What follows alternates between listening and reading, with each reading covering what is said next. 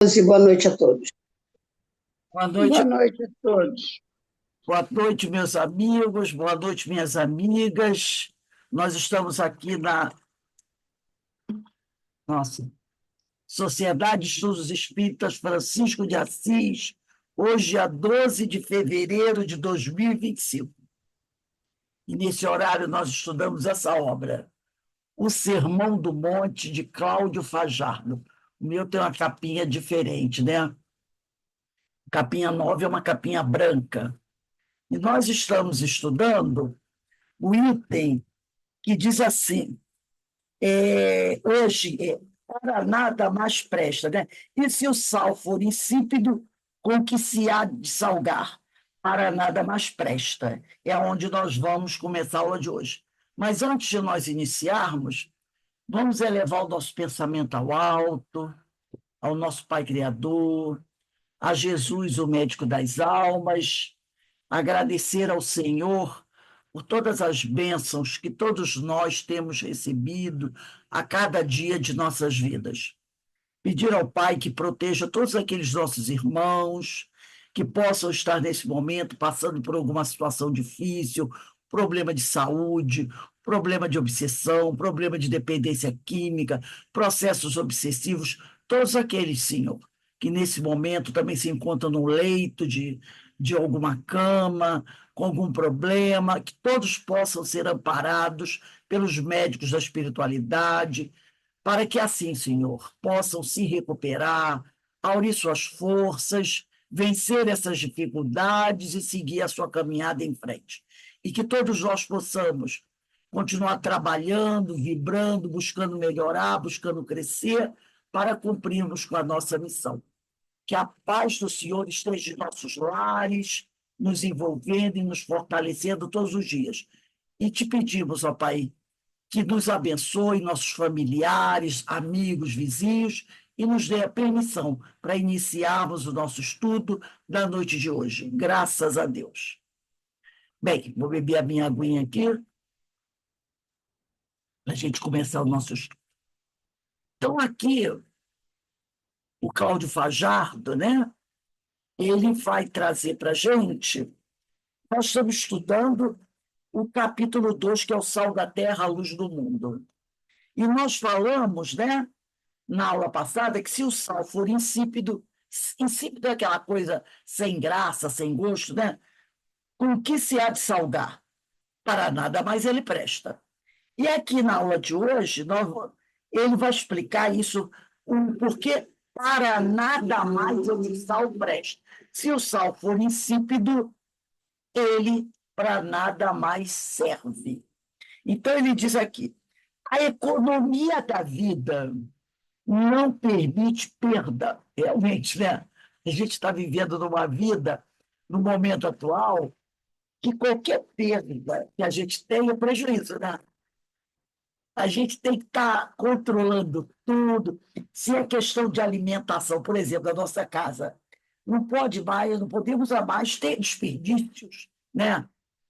A água tem que, não pode deixar a torneira aberta, luz, sai de um cômodo, apaga a luz. Então a gente tem que, né?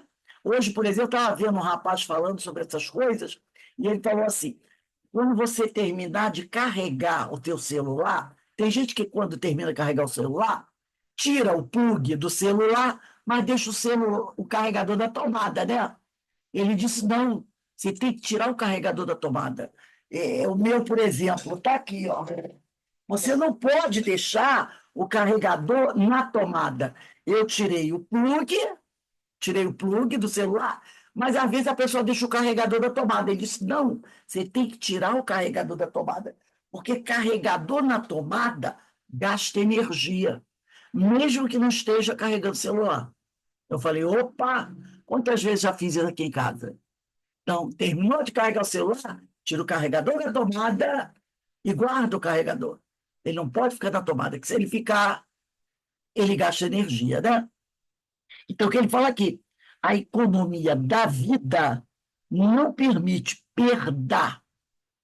Então, a gente tem que fazer de tudo para não ter o quê? Desperdício.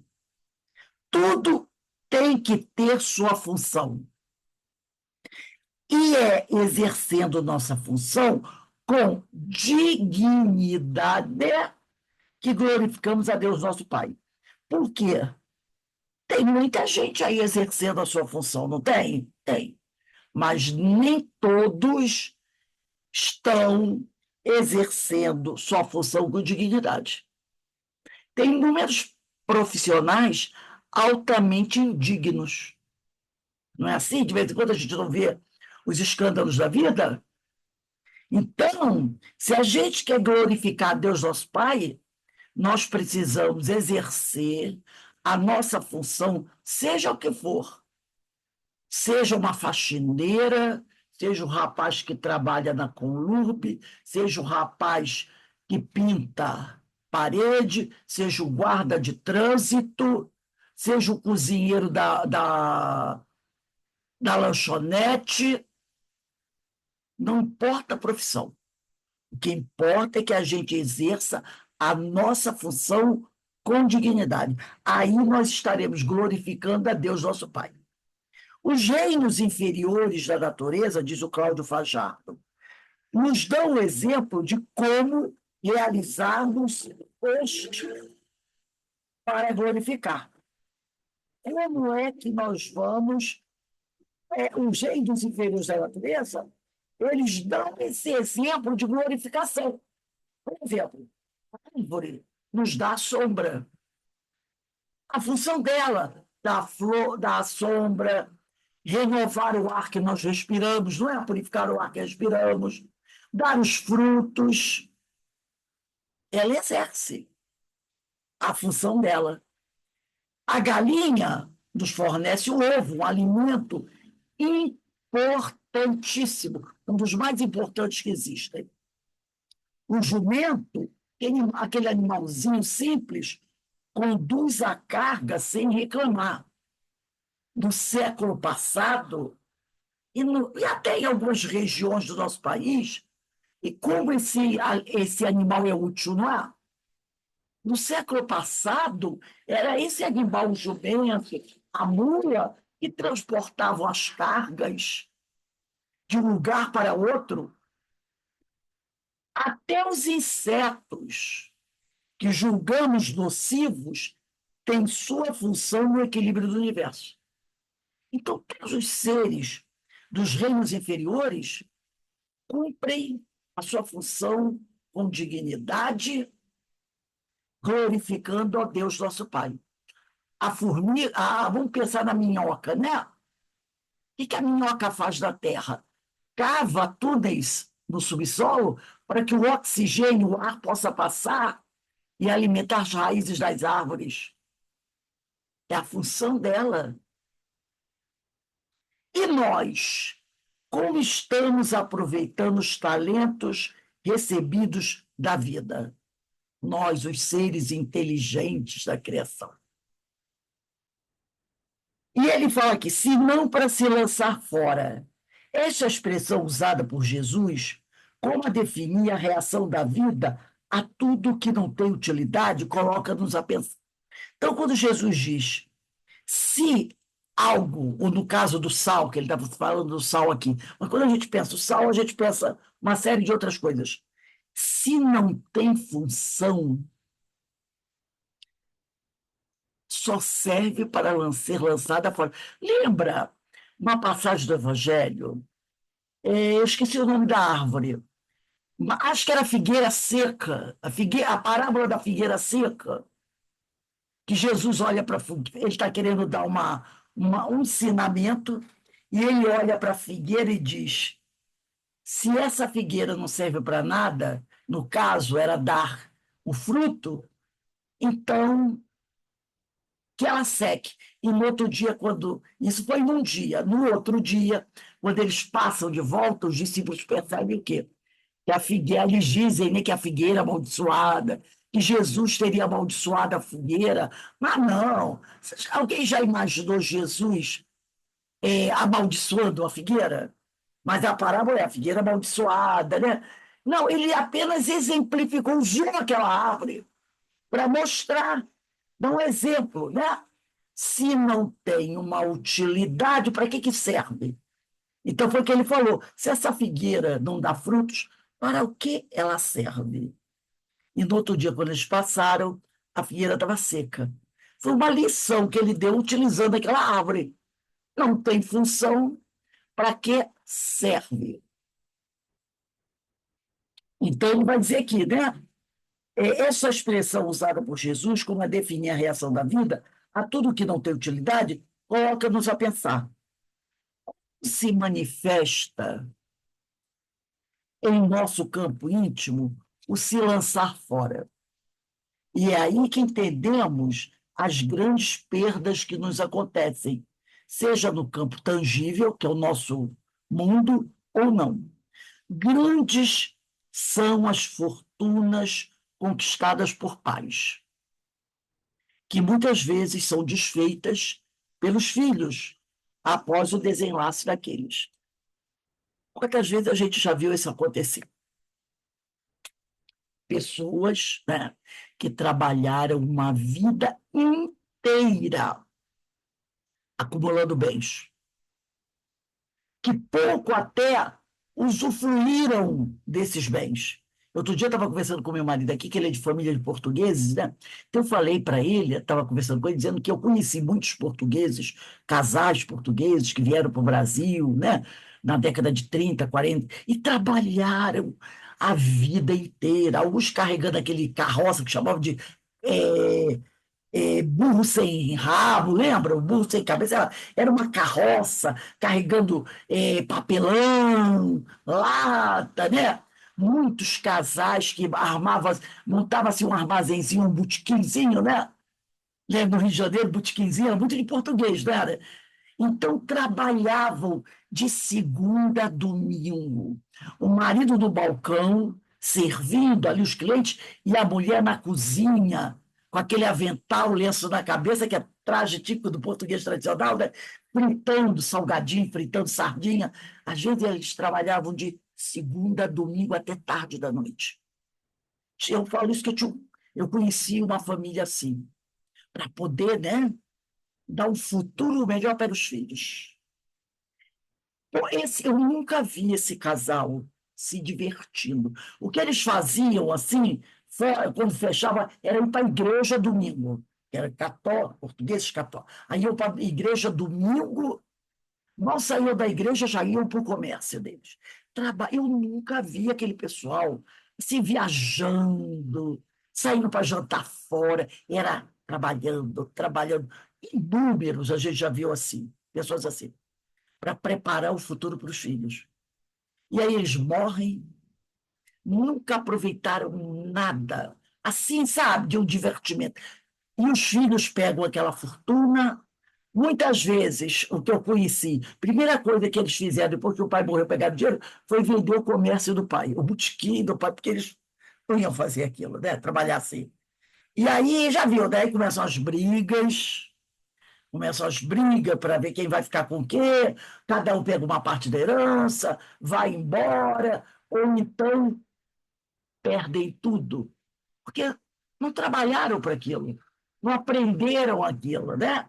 Então, o que ele fala aqui, é aí que entendemos as grandes perdas que nos acontecem, seja no campo tangível ou não. Grandes são as fortunas conquistadas por pais, que muitas vezes são desfeitas pelos filhos após o desenlace deles. Todo mundo conhece uma história dessa. O herdeiro que não soube administrar os bens que os pais deixaram e perderam tudo, até morreram na miséria esses filhos. Até na miséria eles ficaram, porque foi tudo, né? Outras vezes, perdemos temporariamente nossa capacidade de pensar, né? Nossa capacidade de agir, privação do livre-arbítrio, ou ainda membros de nosso vaso físico, como manifestação da vida, nos dizer de um plantio que deve ser refeito. Quantas vezes nós sofremos por motivo de uma doença, né? E, de repente, algo que a gente fazia antes, a gente já não pode fazer mais. com essas chuvas que nós vimos acontecer aí no Rio Grande do Sul, agora em Pernambuco, quantas pessoas perderam seus imóveis, né? Suas roupas, joias, lembranças, perderam tudo, né? Aí ele diz aqui, como manifestação da vida, nos dizer de um plantio que deve ser refeito. Porque essas pessoas que com essa enchente perderam tudo, me lembro quando houve aquele problema na Rio Grande do Sul, um senhor já de idade, devia ter uns 70 anos, ele falou, passei a minha vida toda construindo esse bem que eu tenho, que era fazenda de leite. Ele perdeu tudo, toda a aparelhagem para retirar, perdeu as vacas, perdeu tudo. Parecia que tinha passado um trator na fazenda dele, tinha deixado tudo assim, ao nível do chão. Aí ele falou: o que que eu vou fazer agora? Aí ele botou a mão no ombro da esposa dele, que também é a senhora idosa, e disse assim: é começar tudo de novo. Começar tudo de novo. Então, é o que ele fala aqui, né?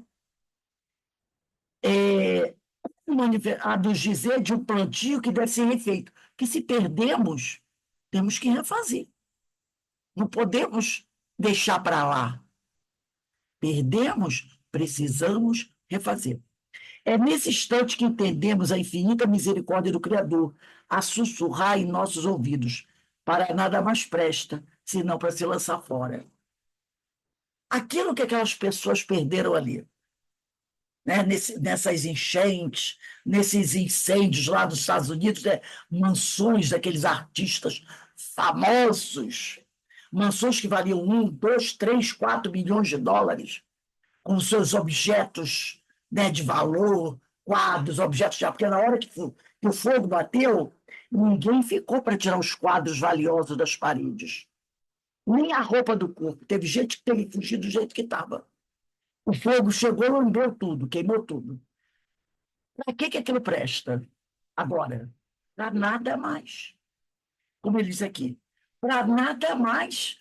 Para aquelas coisas materiais que a criatura tinha ali, não presta para mais nada, a não ser para lançar fora e refazer tudo novamente. Sendo que naquele lugar, onde tem aqueles incêndios, nem refazer ali seria interessante, né? Porque a gente sabe que quase todo ano, naquela região ali da Califórnia, tem incêndios, né? Que queimam aquelas mansões. Então, ali no caso, nem um terreno deve ser reconstruída a casa ali, porque naquela região dos Estados Unidos, quase todo ano tem incêndios. A gente vê isso nos meios de comunicação, grandes incêndios. Então, nem o terreno serve. Acabou, joga fora. Vamos começar tudo de novo. E ele fala aqui, e ser pisado pelos homens. O termo ser pisado pelos homens, usado por Jesus, é forte, mas tem sua razão de ser. O homem pisa com os pés, que é a parte de seu corpo que, além de dar-lhe sustentação, que é o que nos mantém de pé, também o dirige, dando direção ao seu caminhar. O homem que pode direcionar-se por si mesmo supõe outros que, a seu serviço, são dirigidos por este. Quando não cumprimos nossa missão no campo que somos chamados a atuar, perdemos a oportunidade. E, como forma de aprendizado, somos convocados a aprender a submissão, que, além de trabalhar em nosso íntimo a humildade, faz-nos refletir sobre a oportunidade de um dia trabalharmos novamente como diretores de nossas ações. Então, ele fala aqui, né, que é o pé que nos sustenta, o pé nos mantém ereto, o pé nos sustenta, né? É a parte do corpo que nos dá sustentação e também nos dirige, dando a direção ao seu caminhar. Nós caminhamos para frente usando os nossos pés, não é? O homem que pode direcionar-se por si mesmo, o homem que pode dirigir a sua própria vida, supõe outros que, a seu serviço, são dirigidos por este. Aquele homem que consegue dirigir a sua própria vida, ele pode ajudar outros homens a dirigir a vida deles também.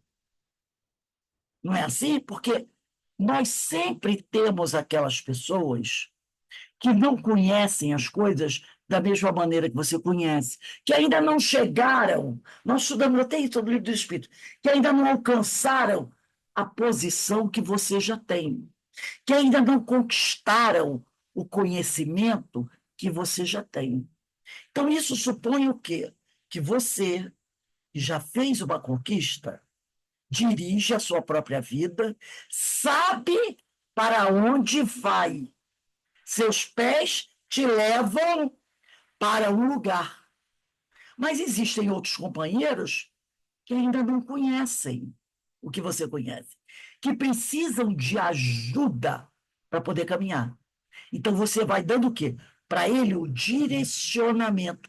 Você vai ajudando essa pessoa a caminhar. Da mesma maneira que tem espíritos à nossa frente mais elevados, que nos ajudam a caminhar, né? Quando a gente pega um livro assim de Emmanuel, de Ivone Pereira, né? Como esse aqui, de mensagens, o que esses amigos espirituais estão fazendo? Estão nos ajudando no nosso caminhar, não é? Eles nos esclarecem, eles. É que lembra a parábola quando Jesus vai, diz que Jesus vai na frente com a candeia e a gente vai seguindo atrás? Ele vai iluminando o caminho. Aqueles que vêm atrás dele também vêm iluminando o caminho para os que estão atrás.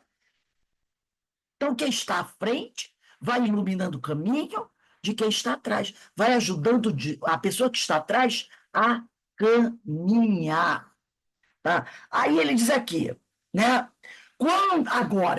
Quando nós não cumprimos nossa missão, que é sempre caminhar para frente, mesmo quando você para, olha para trás, estica a mão, segura a mão de alguém que está perdido lá atrás e traz ele com você, ele para frente, você não está perdendo tempo. Ah, mas eu não estou caminhando. Está caminhando. Na verdade, você está dando um salto no caminho, né? Toda vez que você ajuda alguém, você para, olha para o lado, vê que alguém está sofrendo e você ampara, você está caminhando para frente. Você está seguindo em frente. Essa é a nossa tarefa. Então, ele diz aqui: quando não cumprimos nossa missão, que é essa, sempre caminhar para frente, olhando para frente, para buscarmos nos aproximar do Senhor, sem abandonar quem está atrás, no campo que somos chamados a atuar, perdemos a oportunidade. E como forma de aprendizado, somos convocados a aprender a submissão. A submissão de quem? A quê? As leis divinas. Quando a gente para, quando a gente joga a oportunidade fora, o que acontece? A dor não bate a nossa porta? Bate. A corrigenda não bate a nossa porta? Bate. Então, o que nós temos que fazer? Quando a correção vem até nós, é nos submetermos à lei divina, ao processo de correção, e não se rebelar. Porque quando a gente faz alguma coisa errada e a correção chega, se você se rebela, não é pior? Se você se revolta, não é pior? É. Então, quando você tem consciência que você errou e nós já estamos num nível evolutivo que a gente já sabe quando erra e quando acerta, não sabe? Sabe. Principalmente nas questões morais. A gente sabe quando erra. Então, quando a gente tem a noção que a gente errou, o melhor é o quê?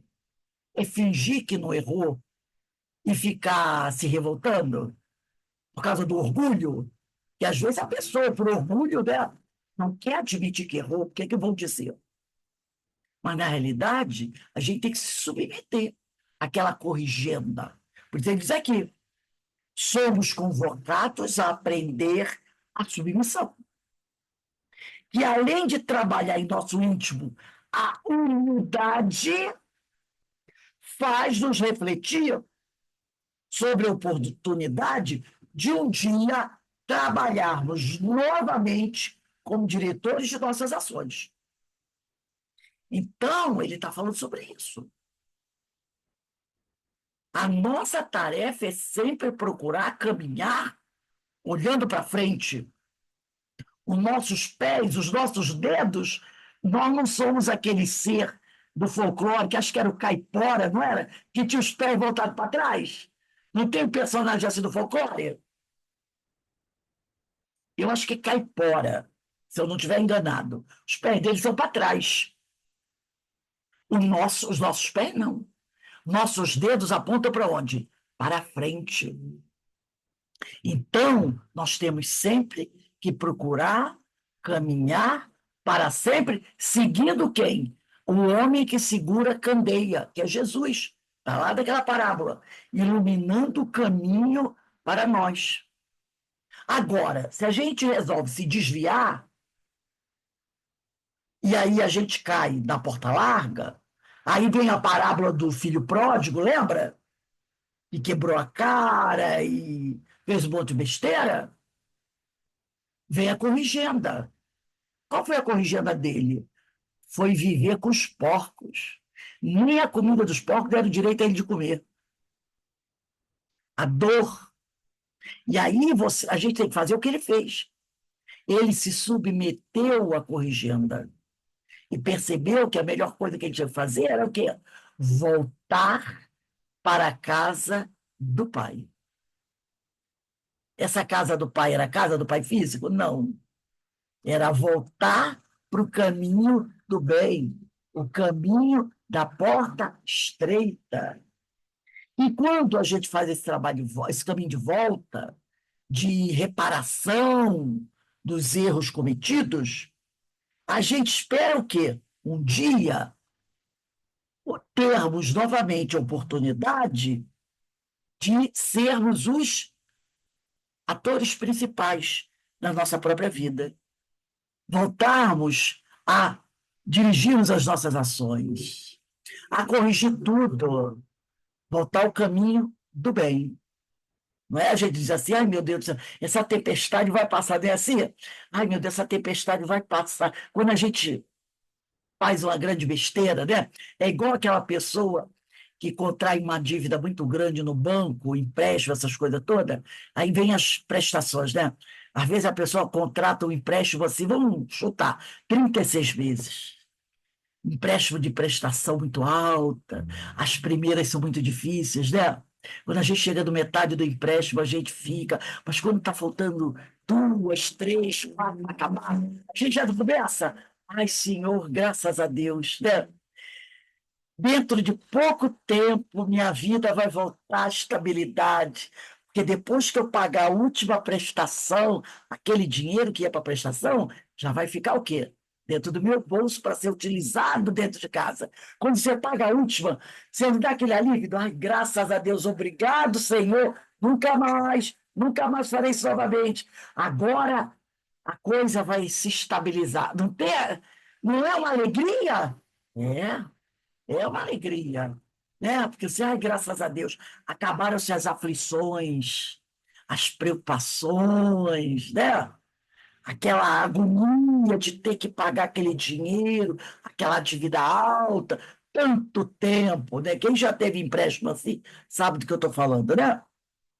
E ele diz aqui: ser pisado, portanto, não é fator de humilhação, mas oportunidade de serviço, a bem da nossa própria evolução, ensinando-nos a não desperdiçarmos oportunidades. Então, ser pisado é um ensinamento, é um processo educativo, né?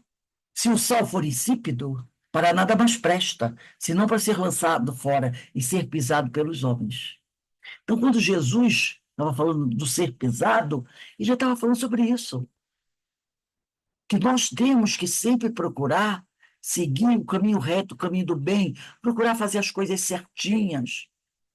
Porque se a gente cair em erro, a gente vai ter que reparar o nosso erro. E do tamanho que for o estrago que a gente realizou, é o tamanho que vai ser da corrigenda. E não adianta se rebelar, não adianta se revoltar, não adianta se negar a reparar, que a nossa consciência nos obriga a isso.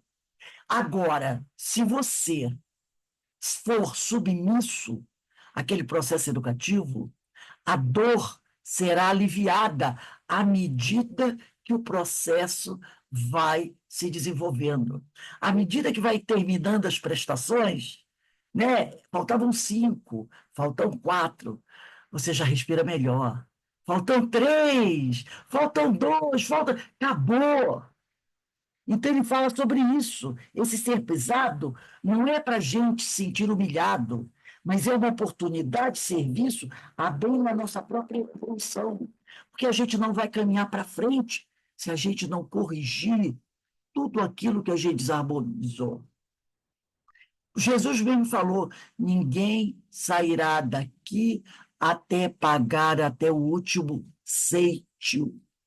Enquanto a gente não corrigir tudo, enquanto a gente não restabelecer a harmonia na nossa consciência, a gente vai ficar literalmente aqui na Terra.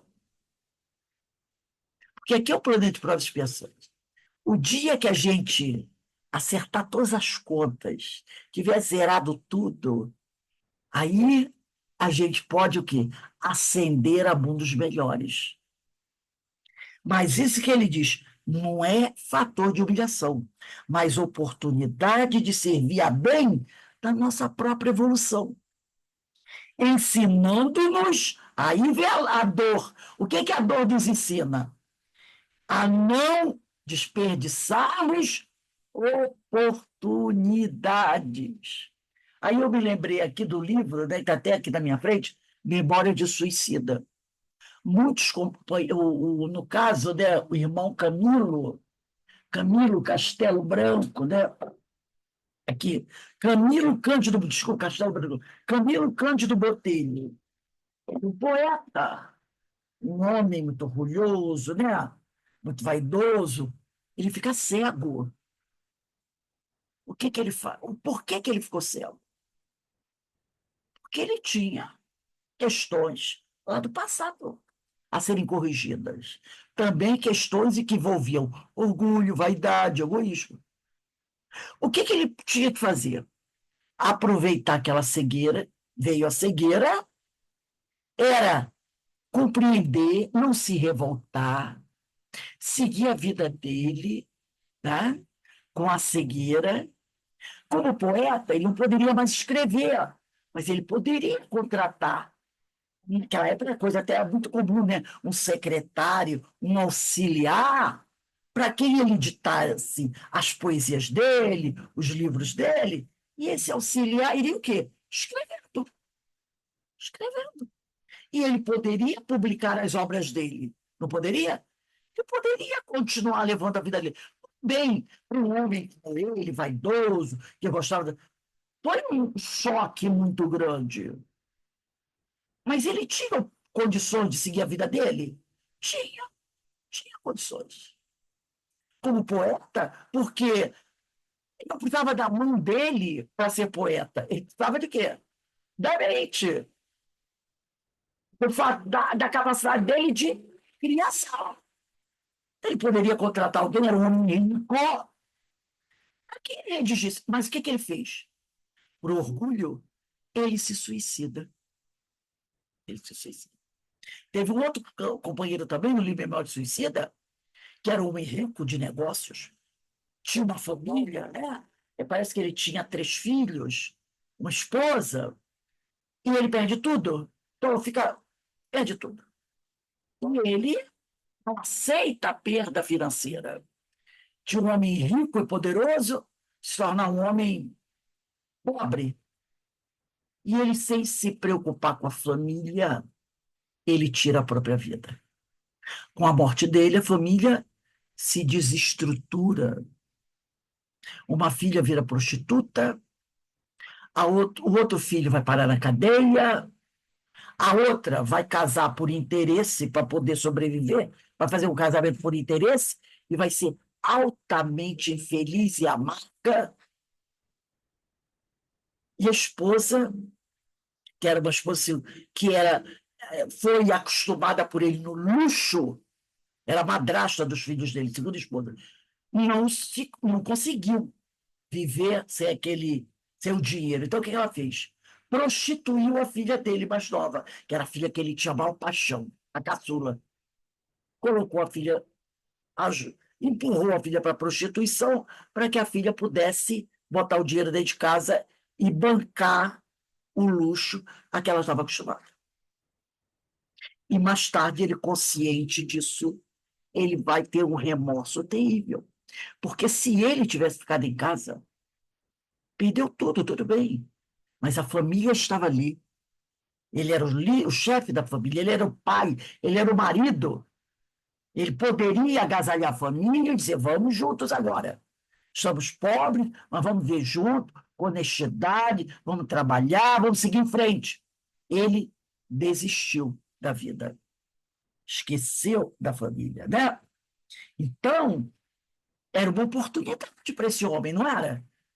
Mudou de vida, caiu o padrão social, ele tinha uma oportunidade de mostrar o grande valor dele, mantendo-se ali, ao lado da família, naquele momento de muita dificuldade. E eles conseguirem o quê? Sair dali, né? Seguir em frente.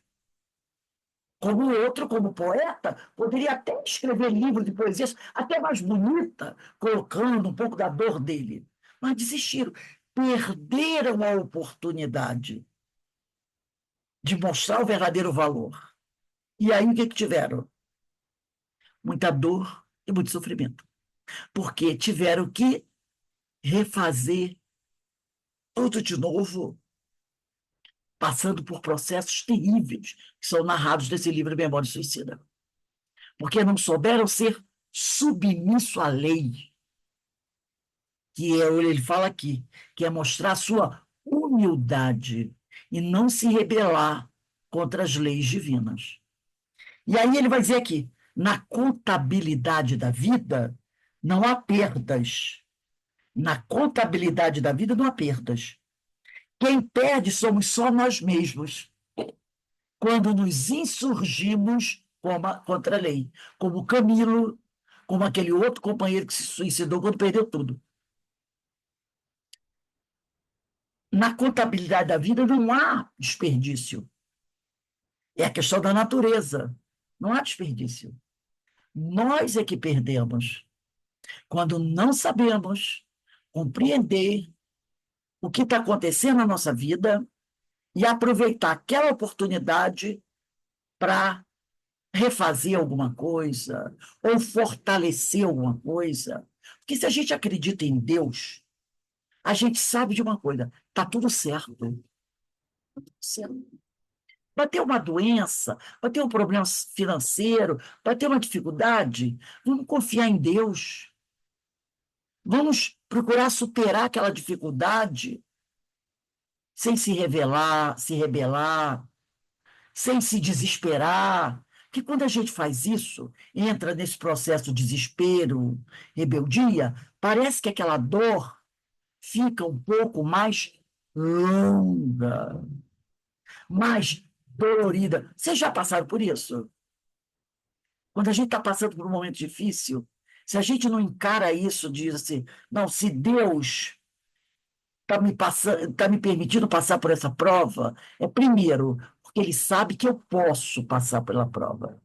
Porque Deus não dá uma cruz mais pesada a ninguém.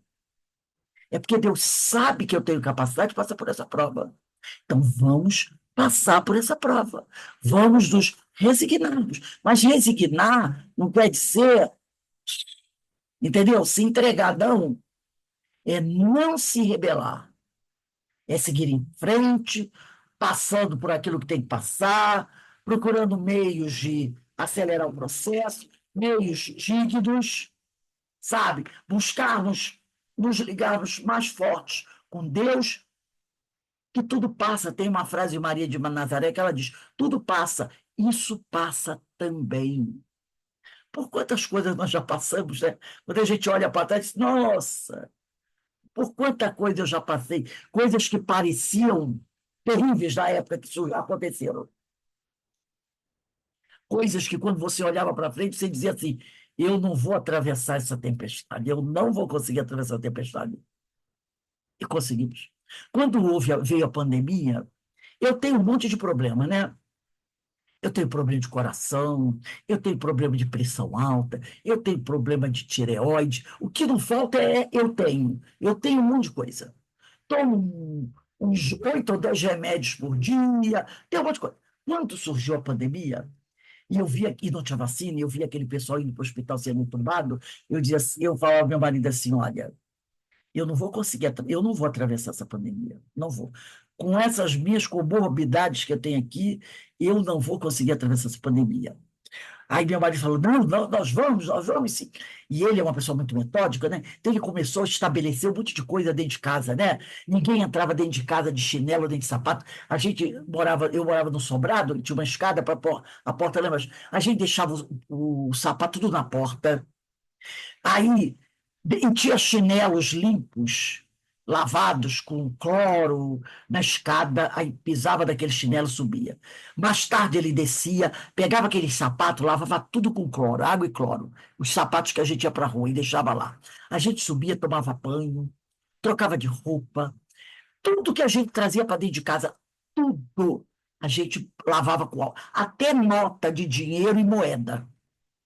Eu pensei que era só eu que fazia isso. Até que um dia eu olhei para a casa do vizinho e eu vi o vizinho com uma corda, porque a sogra dele tinha problema gravíssimo de coração. Com a cordinha cheia de nota de R$ 5, R$ 10, R$ 20, R$ 50, pendurado assim. Aí ele disse, porque ele tinha uma loja de material de construção, e disse, todo o dinheiro que entra aqui na loja vem de todo quanto é lugar, né? Então a gente lava nota com álcool 70 e pendura na corda. E o dinheiro seca rapidinho. Eu comecei a fazer isso. Tudo que vinha da rua. Legumes eu lavava, garrafa eu lavava, passava álcool em tudo. E assim nós fomos levando. E conforme a pandemia avançando, a minha esperança foi aumentando, porque eu disse, poxa, né? Aí vieram as vacinas, nós tomamos todas as vacinas. Quando eu vim a ter Covid, eu tive uma vez só, eu já estava vacinada. Só uma gripezinha mesmo. Mas quantas pessoas se desesperaram? Quantas pessoas se desesperaram? Eu não fazia nada, falar, e pegaram a doença e morreram. Muitos morreram. Primeiro, por não acreditar, né? Não acreditar. E quando veio a vacina, muita gente não tomou vacina, que achava que ia virar crocodilo, papagaio, gavião ou minhoca. E morreram. Conheci pessoas, vi uma vez um depoimento muito triste de uma moça dizendo que ela e o marido não quiseram tomar as vacinas porque achavam que as vacinas eram inócuas. O marido dela pegou a doença, morreu. O marido também de uma grande amiga minha de infância também pensava assim, morreu. E aí depois ela tomou a vacina e sobreviveu. E ela até dizia, poxa vida, quanta ignorância minha, né? Então, quem perde somos só nós mesmos, quando a gente se insurge contra a lei da natureza, contra a vontade do Pai, contra os desígnios do Pai, quando a gente não quer aceitar as coisas, aí a gente sofre. Mas se a gente se resignar, sem aquela coisa do sem se entregar, porque resignar não quer dizer se entregar. Resignar é o quê? É aceitar o fato sem se rebelar e trabalhar para melhorar. Isso é resignação. A gente consegue. Às vezes as pessoas ficam doentes, pegam uma doença qualquer, seja lá qual for, né? E fica, ai meu Deus, sei que lá. Mas aí daqui a pouco quando a gente diz, não é bem assim. Eu posso fazer muita coisa. Eu posso fazer muita coisa, né? E aí você começa a ver que você pode mesmo. Você pode mesmo. Grande exemplo disso, não sei se vocês conhecem, Jerônimo Mendonça. Era um homem tetraplégico, só movimentava a cabeça. E, além disso, ele tinha outras comorbidades. Esse homem dava palestras públicas do Brasil inteiro. Naquela época, ele comprava uma Kombi, né? Botava a maca dele dentro da Kombi e ele ia para o Brasil inteiro, para várias casas espíritas, para fazer palestras.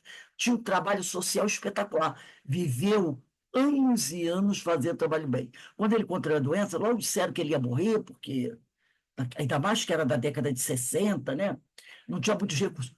Pois ele contrariou todo mundo. Tem até uma piada que ele era muito fã do Roberto Carlos. Então, quando tinha show do Roberto Carlos em São Paulo, ele era de São Paulo, ele ia assistir, mas levavam ele de maca. Roberto Carlos já sabia, conheceu ele, aquela coisa toda. Abriu um espaço da plateia para botar. E ele dizia a piada assim: Roberto Carlos faz o show, mas quem sai carregado pelo povo sou eu.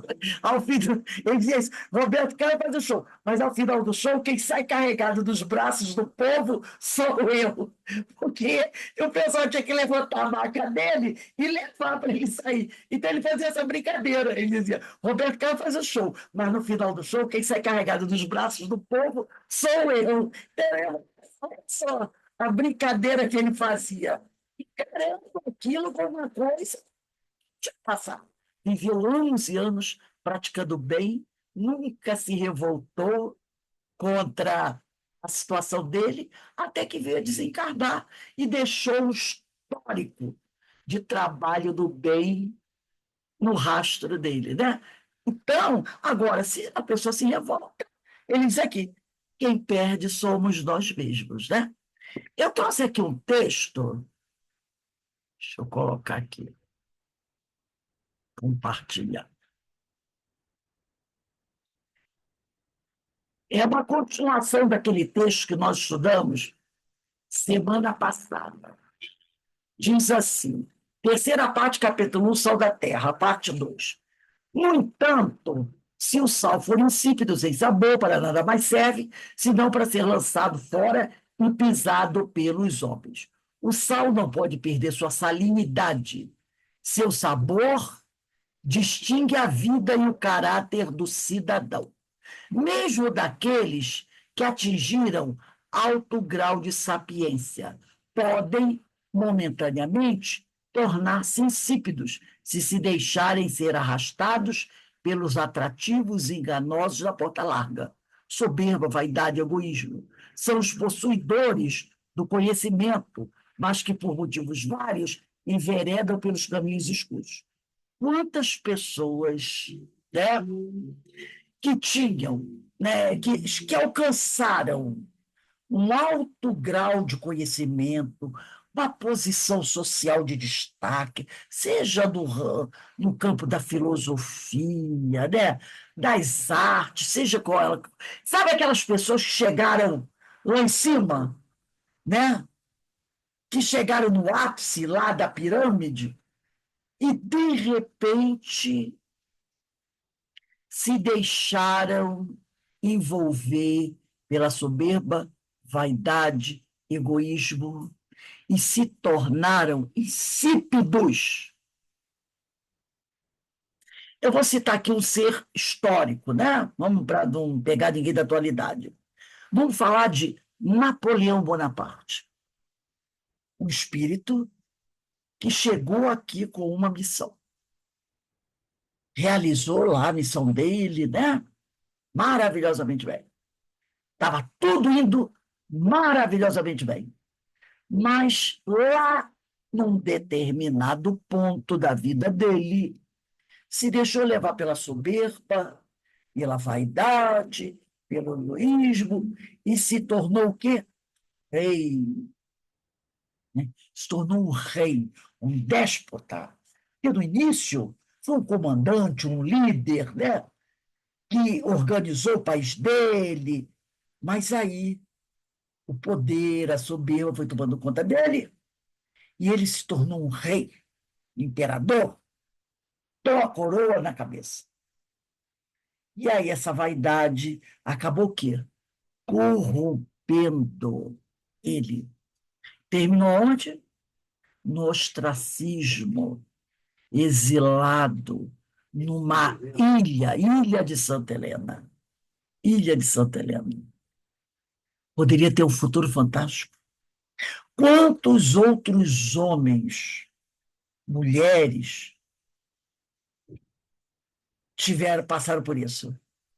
Espíritas, vamos falar dos espíritas, né, gente? De vez em quando a gente vê aí nas páginas policiais pessoas que começaram, né, fazendo. Eu me lembro de um companheiro, sempre usando uma roupa muito simplesinha, fazendo um trabalho de evangelização, trabalho muito bonito, né? Citando, temos alguns aí.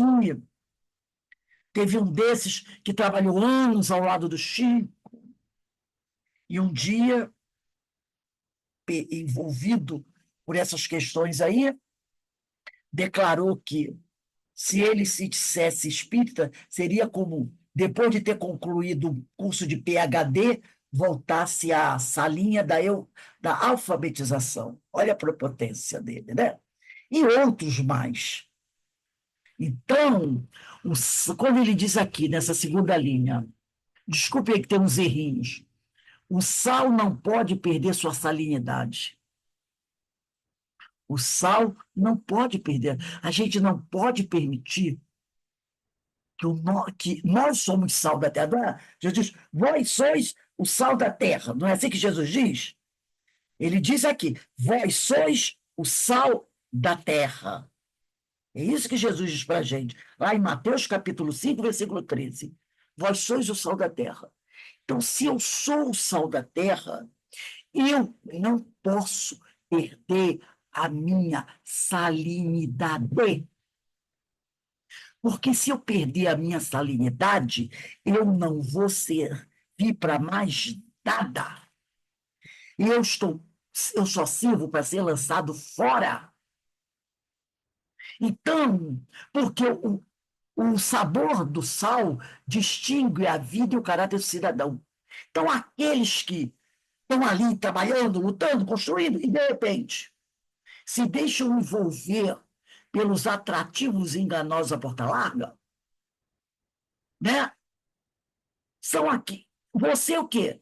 Você envereda pelos caminhos escusos. Significa que você perdeu o quê? A sua salinidade.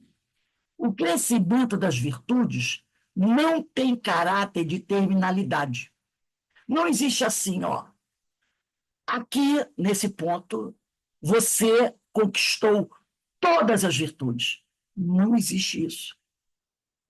O número de virtudes é infinito.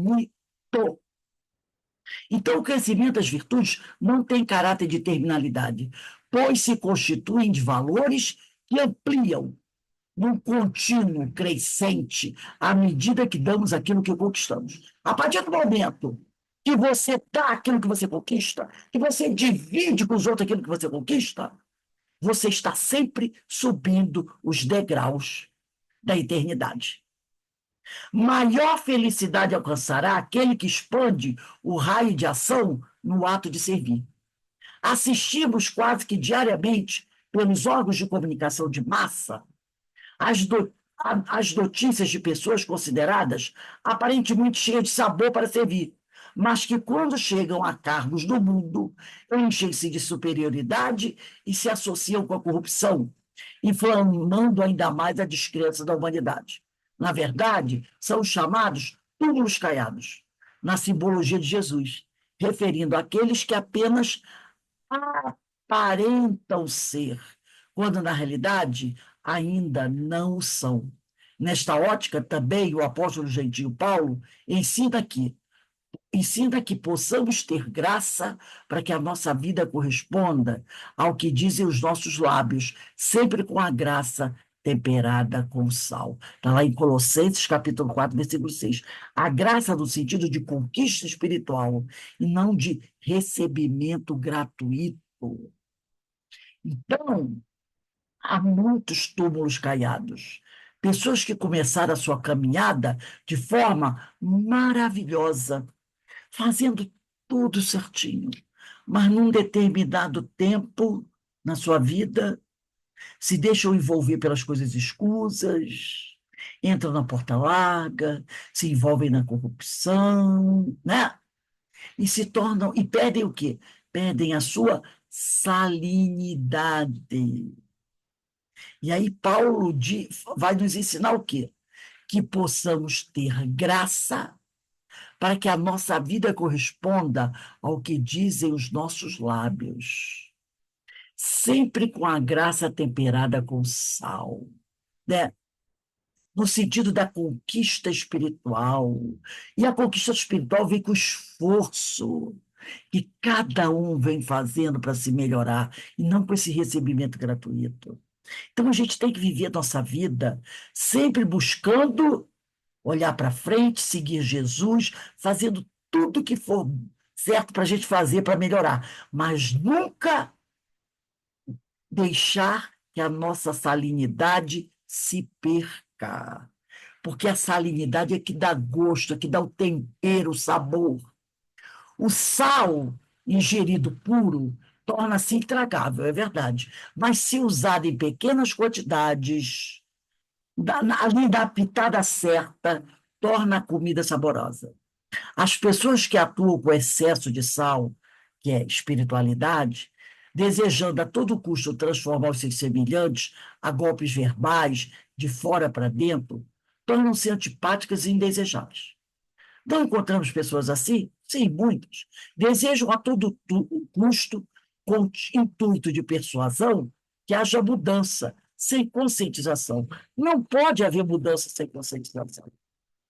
É o que ocorre com muitos pregadores, querem ganhar o adepto no grito. Né? A gente não vê assim? Ora, a educação é algo que ocorre de dentro para fora, por transformação íntima. O educador deve oferecer as doses necessárias e próprias de sabor, para que cada um desenvolva o seu potencial de acordo com a própria maturidade. Não adianta a gente querer levar o outro a fazer aquilo que ele não está pronto para fazer. A gente vê isso muito na família, né? A gente vem para a doutrina, participa, aprende muita coisa, acha maravilhoso, aí a gente quer arrastar a família, quer arrastar o filho, quer arrastar o marido, quer arrastar esse, quer arrastar aquilo. Porque se foi bom para mim, vai ser bom para você também.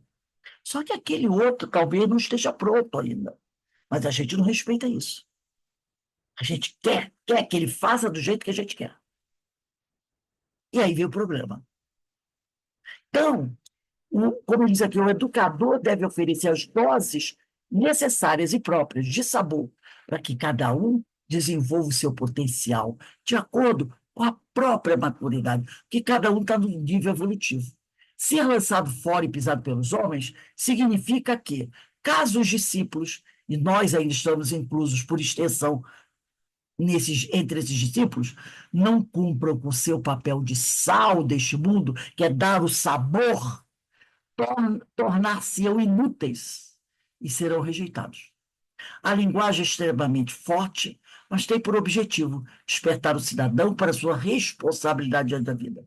A figura do morto-vivo nos ilustra bem esta afirmação. Nada é definitivo. Enquanto permanecemos alheios à responsabilidade que nos cabe como cidadão do mundo e canal de Deus para a sua expressão, eu achei isso aqui maravilhoso. Nós somos. Eu nunca pensei nisso, nunca vi isso. Essa frase, nunca pensei sobre ela, e agora eu estou pensando sobre ela. Nós somos canais de Deus para a sua expressão. Quer dizer, nós expressamos o pensamento divino. Olha que coisa linda, que coisa maravilhosa. Somos canal de Deus para a sua expressão, né? Então, enquanto permanecemos alheios, afastados dessa ideia, a responsabilidade que nos cabe como cidadãos do mundo e canal de Deus para a sua expressão, seremos desprezados, como consequência de peso morto na sociedade, embora vivos. Quer dizer, se eu não me vejo assim, se eu não percebo que eu, como canal de Deus para a expressão do verbo divino, e eu não percebo que isso tem uma grande responsabilidade, eu serei desprezado, jogado fora, serei um morto-vivo. Para que eu sirvo? Para que eu vou servir? Como ninguém se perde, mas apenas se afasta por vibração, temporariamente, a gente sabe disso, da vontade de Deus, porque ninguém vai ficar afastado da vontade de Deus para sempre, né? Um dia a gente se cansa e volta para o aprisco. Após o despertar da consciência, voltaremos aos trilhos da evolução, cuja meta é o crescimento espiritual rumo ao infinito. É preciso sermos úteis onde atuamos. É preciso mantermos a salinidade no lar, no trabalho, no grupo religioso, na sociedade, sem qualquer discriminação. O que sabemos, precisamos passar adiante. O que vale ser detentor de saber e torná-lo insípido pela falta de aplicação. Ah, eu tenho tantos conhecimentos, mas eu guardo tudo para mim. Isso vai perder a salinidade, vai perder o sabor. Meditemos nessa linha de raciocínio. A água parada apodrece, a máquina ociosa enferruja, o sangue que não circula mata, discípulo inoperante é vivo morto. Então, gente, vamos gravar isso aí, vamos anotar isso, ó. Nós somos canal de Deus para a sua expressão. Que texto, né, gente? Que texto, né? Daí a gente vai entender agora esse ensino de Jesus. Vós sois o sal da terra. Se o sal for insípido, com que se há de salgar? Para nada mais presta, senão para se lançar fora e ser pisado pelos homens. Nesse texto está explicado tudo o que está lá em Mateus, capítulo 5, versículo 13. Perceberam? E aí, eu quero a opinião de vocês. Ó, antes de eu iniciar um breve comentário com o grupo, o, o personagem do folclore que tem o pé para trás é o Sucupira. É sucupira ou curupira? Curupira, Curupira, Curupira. Curupira, ah, que maravilha. Aí. Obrigado. É. É, esse estudo de hoje, né, é assim sempre um fermento para todos nós, né? Ele nos leva, nos esclarece, assim, abre a nossos horizontes, o nosso ponto de vista, nos dá aquela força de continuar avançando. Então, quando ele faz o Fajardo, esse comentário associando, né, as questões do pés ao caminhar, eu achei muito legal, porque muitas das vezes a gente quer parar de caminhar, quer, né? Não tem ânimo, e a gente não pode se deixar bater diante das situações, né? Como diz, né? Nós precisamos ser, aqui como estava no texto, né? Nós somos canais de Deus para a sua expressão, não é isso? Isso, Então, que a isso. gente possa expressar, mas isso tudo depende muito da nossa reflexão, porque na hora que o problema bate à nossa porta, às vezes a gente fica abatido mesmo, né? Para a gente poder ter esse soerguimento, esse ponto de vista, por isso que muitas das vezes é importante esse encontro nosso, esse estudo, que é uma oportunidade que a gente tem de ter uma visão, um momento de reflexão tão necessário para todos nós, porque quem não passa por adversidade na vida?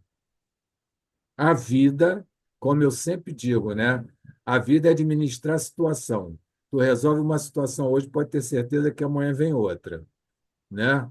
Não tem jeito. Então, diante disso, caminhar, seguir em frente, usar as potencialidades que a gente tem.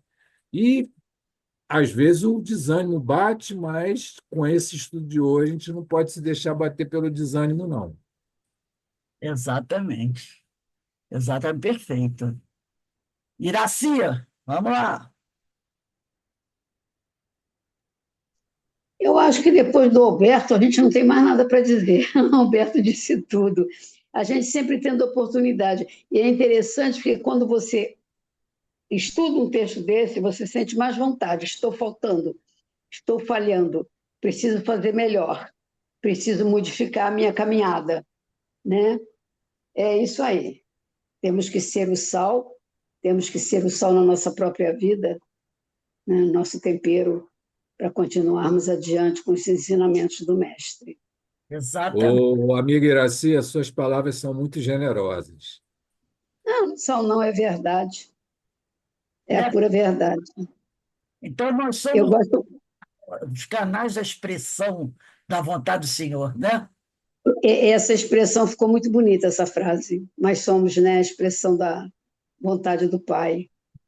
De expressão da vontade do Pai.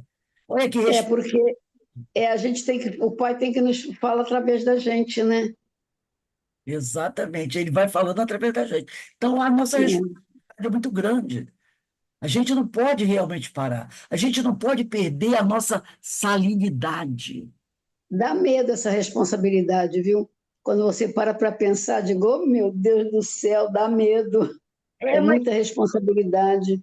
a gente nunca está sozinho nessa caminhada, né? Não, não está, não. Sempre tem alguém conosco. Sabe, se inspirar. Um texto, vamos dizer, a gente está aí passando, às vezes, por uma situação difícil. Aí vem um texto desse, eu lembrei, no aula passada, foi da Aninha Brito, que ela disse que estava meio lá querendo largar um trabalho, aí ela viu o texto, a primeira parte desse texto, ela, meu Deus, eu tenho que continuar. Então, quando a gente está meio para baixo, meio brocochô, que o pessoal diz por aí a gente pega um texto desse, de um companheiro inspiradíssimo, né? Que fez esse estudo dessa passagem aqui, de Mateus capítulo 5 versículo 13, né? Vós sois o sal da terra, e se o sal for insípido, com que se há a salgar? Para nada mais presta, senão para se lançar fora, ser pisado pelos homens. Aí ele faz uma interpretação maravilhosa dessas palavras de Jesus, e aí a gente se enche de esperança, né? De vontade de continuar, porque eu sei que eu tenho uma utilidade. Eu sei que É tem porque coisa para cumprir. se eu estou aqui não tem utilidade, para que eu estou aqui? Eu sempre tenho uma oportunidade de ajudar, porque, na verdade, quando eu estou tendo a oportunidade de ajudar o outro, na verdade, estou ajudando a mim mesma, né? Com certeza, com certeza.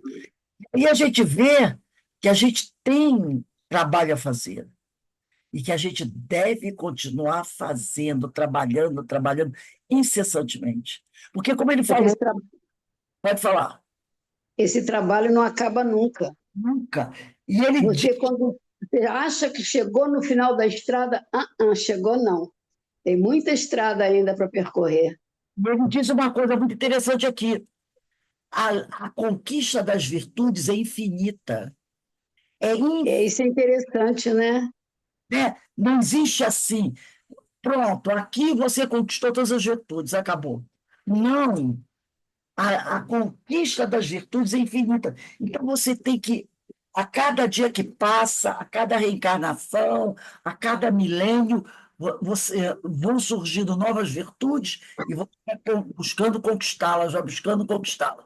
Pode falar, Joana. Pois, eu lendo esse pedaço aqui no final, que fala assim: somos convocados a aprender a submissão que a lei de trabalhar em nosso íntimo faz refletir sobre a oportunidade de um dia trabalharmos novamente como diretores de nossas ações.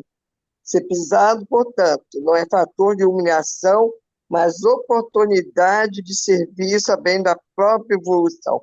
Eu, quando fiz a cirurgia, que houve o acidente, tudo isso, e eu me vi sem condições de sair para fazer nada, eu pensei, poxa, minha doutrina que eu gosto tanto, e agora? Não vou ter condições de me agir à casa espírita, e agora? Aí surgiu a oportunidade da sua casa oferecer todos esses cursos, essas palestras que eu assisto da segunda, as do Celói na terça, a de vocês na quinta, de noite e de manhã, por toda a dificuldade, tudo, eu vou à palestra do CEOI, às vezes com dor, às vezes não. Já fui ao curso esse ano no CEOI, na quinta-feira de manhã. A menina que está comigo aceitou ir comigo, ela não é espírita, mas ela está indo, participou do Deolindo. Então, é isso aqui que a gente se vira. Ó. Essas dificuldades são as oportunidades para a gente não se entregar, porque senão ia ficar dentro de casa fazendo o quê? Chorando, porque eu não posso mais ir na casa espírita. Não, tem muita coisa para ser feita mesmo de dentro de casa, né? Esses estudos Exatamente. maravilhosos, né? Cada vez mais sempre já estou estudando Ivone com vocês, livro dos médios. Não posso ir no CEOI, mas em casa eu estou estudando. Ah, Exatamente. é uma gratidão imensa. É uma gratidão imensa. Quanta coisa a gente vai aprendendo, que talvez a gente não aprender, você não aprendesse, se não tivesse passado por esse processo. Não é verdade? Verdade, verdade. Tanta coisa agora que você está com essa limitação física, você está aprendendo que você talvez não aprendesse antes. E que você. Conviver com ter paciência, conviver com pessoas, não dar tanto valor às coisas, porque as pessoas não guardam minhas coisas, que limpam minhas coisas. A comida é a pessoa que faz. E eu tinha aquela coisa muito de controlar tudo. Parar de pensar, controlar tudo, né? Saber que outras pessoas podem fazer as coisas, que eu não sou dona de nada. Né? Tudo isso é um exercício diário de aprendizado, né? Às vezes, quanto aprendizado você está. Quando você voltar à normalidade, olha o ganho que você fez. É Né? isso aí. É extraordinário. Então, por isso que a gente diz, está tudo certo. É a gente, Nada está errado. é a gente, Nada é por acaso. nada é por acaso, nada. É a gente se submeter, mas fazendo esse trabalho íntimo de humildade, né? E buscar sempre trabalhar, seguir em frente, ajudar quem precisar, sem rebeldia e com a confiança de que Deus não desampara nenhum de seus filhos. Então, maravilhoso esse texto. Gente, semana que vem, dia 19, bota a data aí, nós vamos estudar, ó, vós sois a luz do mundo. Não se pode esconder uma cidade edificada sobre um monte. Com certeza vem coisas maravilhosas aí, né? Vós sois, porque se vós sois a luz o sal da terra, já deu coisa, né? Vós sois a luz do mundo, vai estar maravilhoso ainda. Então, nós vamos aqui, né? Unidos em pensamentos. Eu vou pedir aqui para Márcia, você pode ligar seu microfone e fazer a nossa prece? Posso sim, Rose. Agradecidos estamos a esse Pai amoroso, ao nosso Mestre Jesus, por essa grande oportunidade de estarmos reunidos